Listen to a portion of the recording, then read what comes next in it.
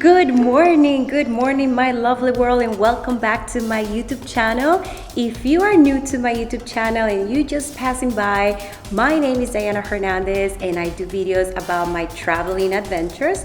And today I'm gonna give you a very important information about few things that you need to know before traveling to Bali from the United States. So if you guys want to get all this information, I will suggest you guys stick until the end of my video, and don't forget to click the notification button so you don't miss any of my future videos, and also subscribe to my channel. So let's go to number one. So number one, get your vaccine card ready. After pandemic, this is one of the requirements that the government in Indonesia is asking in order to get into the country. So if you have your 2 shots, is okay, you don't need the booster, or at least that's what happened to me. I don't have the booster. I am not going to get the booster, and I only showed them my vaccine card with my 2 shots, and that was okay. I didn't have any issues with that. Number 2, even if you have an American passport, you still need a visa to get into the country. I got mine at the Denpasar airport, and it was really fast, and I only had to pay $35. Number 3, this is not a must, but I did it because I hate to make long lines after 25 hours traveling. So I did something called the fast track.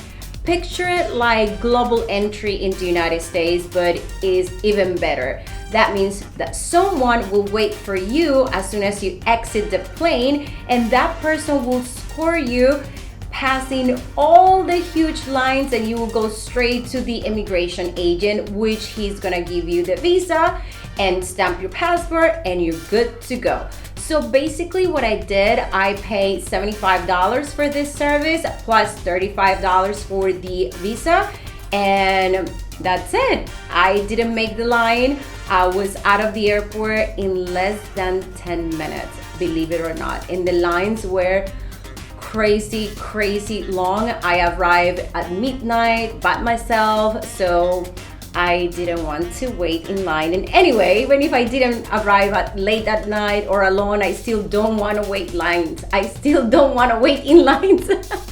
Sorry, I'm still like jet lag, I guess. Number 4, travel insurance. You need one, and right here I'm gonna give you the information where you can get one. I paid $72 for both of us, Francisco, my husband, and I. Unfortunately, Francisco couldn't make it to Bali last minute, but I still had to pay. I didn't have to pay the $72. I already paid it, and I tried to get the money back, and it was a hassle, so I said forget about it. So anyway, you need a travel insurance, and I wish I knew this maybe a month before coming to Bali, when I was buying the tickets, arranging where to stay and all that, because I came from a long trip with my grandma and my mother. I was traveling with them for like a month and a half, and I landed in LA, and I only had 2 days to figure all this out: the visa, the travel insurance, the vaccine. Well, the vaccine, I already have it, but they told me that I needed the booster, so I was so scared that they were not gonna let me in because I needed the booster, and I don't want to get the booster. And even if I got the booster, it was gonna be too late because they needed to get the booster prior, like maybe a month before coming to the country. But anyway, the booster was not an issue. You don't need that. You don't need one. At least that's what happened to me. They didn't ask me for one, but they did ask me for my vaccine card.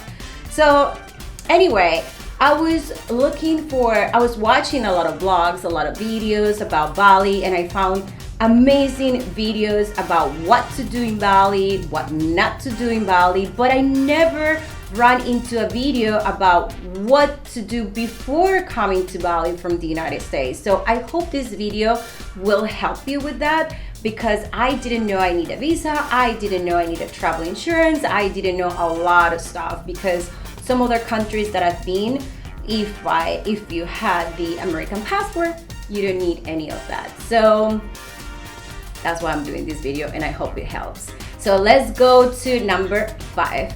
So number 5, there are different ways to get a ride from the airport to your final destination. In my case, because I was traveling alone and I knew I was landing in Bali around midnight. I was scared just to download like a random app and try to wait for my taxi or my pickup car.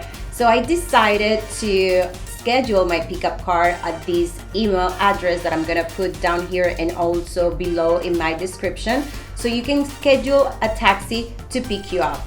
This taxi is $35. That's how much I paid from Denpasar Airport to Canggu.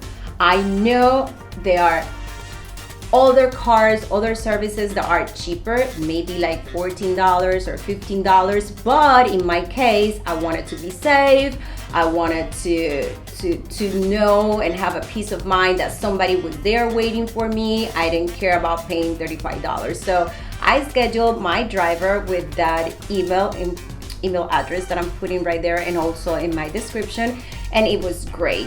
However, you have few apps that you can download and request a driver to pick you up, but I think you might need a local number.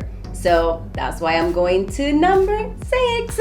6. I'm sorry, 6. Oh my God, I need to sleep. So number 6, I can count. I swear to you guys, I'm just very tired and I am deprived of sleep. I need to sleep. So number 6, you can get your SIM card in town, which is gonna be probably cheaper, but I got my SIM card at the airport.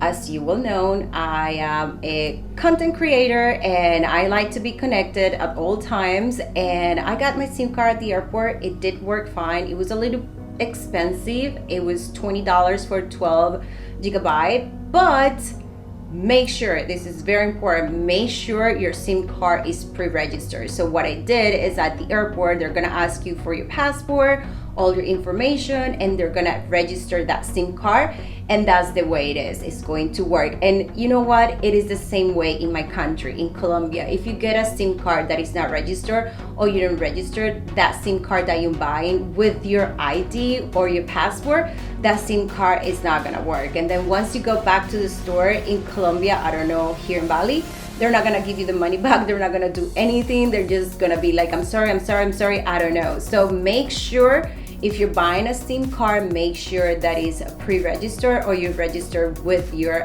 passport and ID, and that's gonna work. And I'm sure you can find it cheaper in another place in Canggu or your final destination. But for me, I'd rather be safe. And like I said, I was alone and I didn't know the driver who was picking me up. I know Bali is very safe, but I always try to protect myself, especially when I'm traveling by myself in the middle of the night. I've never been in Bali. This is my first time. Even though I've traveled the world alone, I always try to protect myself, to be safe. So let's go back to the next one.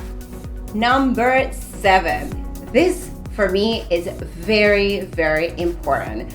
Adapters. I need to have all my equipment fully charged so I can do the videos and show you guys amazing tips on how to travel. So I had my adapters from a while, so I've been traveling with them for a while, but I knew at the villa that I was gonna stay, I knew they were gonna have adapters, but I don't know if that's the case in hostels or different hotels, because here is a different vault. So make sure you prepare and you have your adapters so you're not running low in battery and then you have to run in town and try to find the right adapter for you. But in my case, I have my adapters for a while, and in this villa we have 4 bedrooms, and in each bedroom you have an adapter, so that was not an issue. But maybe if you're staying in a different place, that might not be the case. So get your adapters. Number 8.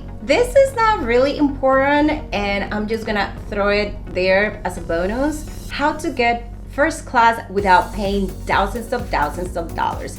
This is what I usually do. I buy my ticket on economic, then I will wait maybe 3 days or 4 days before my actual flight. I will get an email from the agency or from the airlines saying that I can upgrade my ticket. So you can just click on that email and see how much it is for an upgrade. In my case, it was $800 per person to do an upgrade to Bali. So I didn't want to spend that much money, and I didn't do that. But there's another way. I waited until the last minute when I was in line doing my check-in, and I asked again how much was for an upgrade. And I was lucky enough that it was only $400 and something. So I took it. So you can be lucky and wait until the last minute when you're doing your check-in, and if they still have like seats available, you're gonna get an amazing deal. But usually if you buy straight first class ticket, that's gonna be like $10,000, something crazy. And in my case, I needed to sleep. I wanted to sleep and I wanted to be comfortable. So yeah, I did that. So guys, this is the end of my video. I think I covered all the points that I wanted to share with you guys, because I did watch a lot of videos, a lot of vlogs about coming into Bali, but I swear I couldn't find not even one video that explains to me the things to do before coming to Bali from the United States. So I hope you enjoyed this video. I hope you learned something new, and if you think there's any value in my video, please thumbs up, write a comment down below, ask any questions, and I'll try my best to respond all of them. And please don't forget to click the notification button so you don't miss any of my traveling adventures, and also don't forget to subscribe. So I see you next Sunday, guys. Ciao ciao.